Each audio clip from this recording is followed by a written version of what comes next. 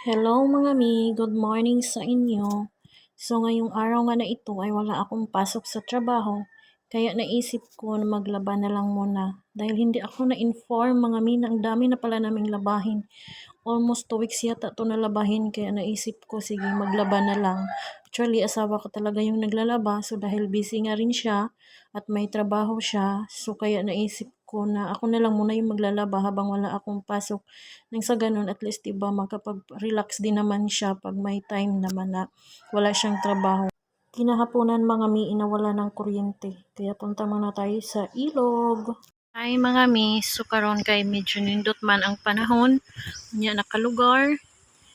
So maghakot sa taog, baras. Bitaw mo tabang akong saking sa Bana Bells.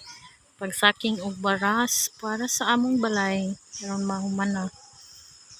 Hinay-hinay.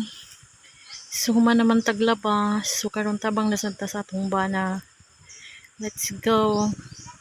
So by the way, nagpahakot ra di ay ni og baras. Pabutang diri sa kuang igbaw na kay lisod kaayo agion sa motor ngadto. So mo ni amo sa kingon ron.